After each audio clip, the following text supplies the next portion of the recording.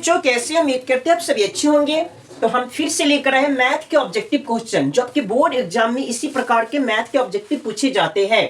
और इस बार हम क्या करेंगे, एक टॉपिक लेकर आए। टॉपिक है आपका समांतर श्रेणी। समांतर श्रेणी से जो जो प्रश्न आपके ऑब्जेक्टिव क्वेश्चन बोर्ड एग्जाम में पूछे जाते हैं, उस सारे प्रश्न को हम लेकर आए हैं।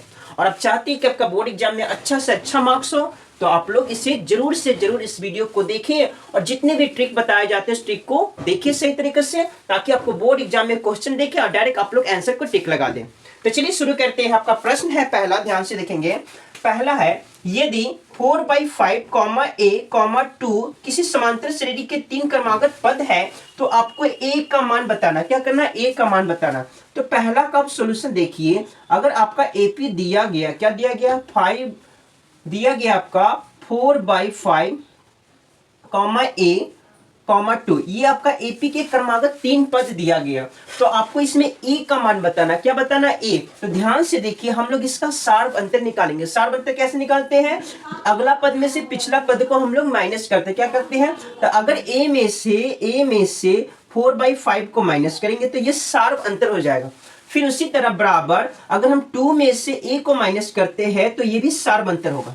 क्या देखिए, हाँ, अगर हम अगला पद में से पिछला पद को माइनस करते हैं तो सार्वंतर होता है। फिर अगले पद में से पिछले पद को माइनस करेंगे तो सार्वंतर। दोनों का मान सेम ही होगा, सार्वंतर दोनों का मान सेम होगा।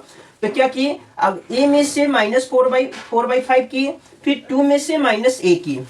अब इससे क्या करेंगे, हम a का मान निकाल देंगे। ध्यान से देखेंगे, ये a रहेगा और ये -a इधर आएगा तो +a हो जाएगा, इधर बचेगा आपको 2, और -4 उधर जाएगा तो क्या जाएगा, +4/5। नीचे में 1 मानेंगे, भिन्न का जोड़ हो जाएगा।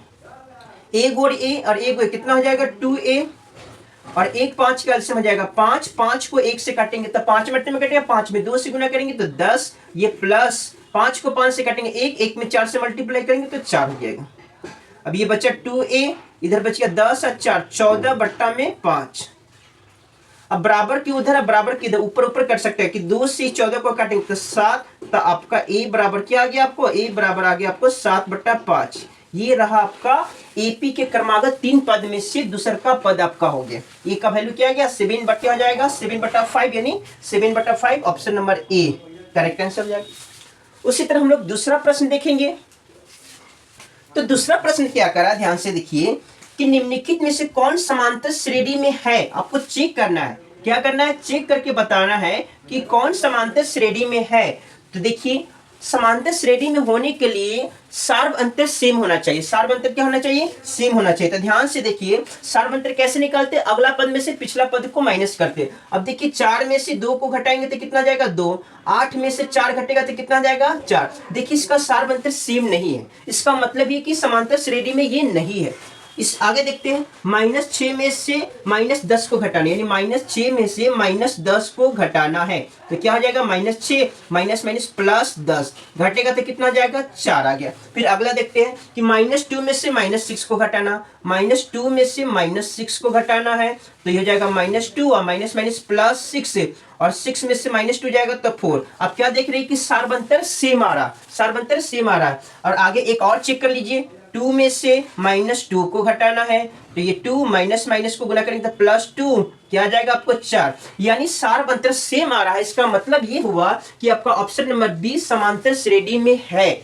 समांतर श्रेणी में चेक करने के क्या तरीका है, सार्व अंतर सेम होना चाहिए। तो बी ऑप्शन का सार्व अंतर सेम है, इसलिए आपका option number B correct answer हो जाएगा, AP में है। उसी तरह अगला प्रश्न आपका थर्ड नंबर का प्रश्न क्या कर रहा है कि समांतर श्रेणी 0.6, 1.7, 2.8, 3.9 का सार्व अंतर निकालना। सार्व अंतर निकालने के लिए क्या करते हैं, आपका दिया गया 0.AP दिया हुआ है, 0.6, 1.7, 2.8, 3.9, और सार्व अंतर निकालना। सार्व अंतर निकालने के लिए अगला पद में से पिछला पद को माइनस कर दीजिए। अगला पद में से पिछला पद को माइनस कर दीजिए। तो 1.7 में से आप माइनस कर दीजिए 0.6, तो क्या आ जाएगा, 7 में से 6 जाएगा तो 1, और 1 में से 0 जाएगा तो 1, 1.1। इसका सार्व अंतर क्या हो गया, 1.1। ऑप्शन नंबर बी आपका करेक्ट आंसर। उसी तरह आपका फोर्थ नंबर प्रश्न है, लास्ट प्रश्न है। नंबर आपका 4 देखिए क्या कर रहा है कि समांतर श्रेणी 5, 7, 9, 11 डैश डैश कौन सा पद 29 है। कौन सा पद कह रहा है कि 29 है, यानी आपको ए का वैल्यू एपी दिया हुआ 4 लिख लेते हैं। एपी आपको दिया गया है 5, 7, 9, 11 का कौन सा पद आपका 29 है, यानी आपको एन का वैल्यू दिया होता है। आप ए का वैल्यू यहां से निकालेंगे, पहला पद को ए बोलते हैं, और डी सार्व अंतर निकालने के लिए अगला पद में से पिछला पद को माइनस करते हैं, यानी 7 में से 5 को माइनस करेंगे तो डी का वैल्यू आ जाएगा 2। और आपका एन का वैल्यू दिया गया, एन का वैल्यू क्या दिया हुआ आपको 29, तो आपको एन का वैल्यू निकालना, क्या करना है आपको एन का वैल्यू निकालना। तो ध्यान से देखिए, एन बराबर होता है a plus n minus 1 into d. तो एन का वैल्यू दिया हुआ 29, ए का वैल्यू दिया हुआ 5 और एन का वैल्यू आपको नहीं दिया हुआ, तो एन का वैल्यू आपको निकालना है। डी का वैल्यू क्या है 2। तो ध्यान से देखिए 29, ये 5 प्लस में इधर आएगा तो -5 हो जाएगा, इधर हो जाएगा आपको n माइनस 1 इंटू 2। अब 29 में से 5 जाएगा तो कितना बचेगा 24, ये 2 गुना में है तो इधर आएगा तो बट्टा में हो जाएगा, इधर बचेगा n माइनस 1। 24 को 2 काटेगा 12 मरते में, तो इधर बचेगा आपको 12, इधर बच गया n माइनस 1। अगर 12 -1 इधर आएगा तो +1, इधर n, तो 12 1 13, तो आपको n का वैल्यू क्या आ गया 13, यानी एपी का 13वां पद जो है 29 होगा। एपी का 13वां पद क्या होगा 29 होगा। ऑप्शन नंबर आपका ए करेक्ट आंसर है। तो आज हम क्या देखे हैं, एपी से जितना प्रश्न आपका बनने वाला था वो हम लेकर आए हैं। फिर अगले क्लास में हम लोग अगले क्वेश्चन के साथ मिलेंगे और आपको कमेंट करके बताना है कि वीडियो कैसा लगा।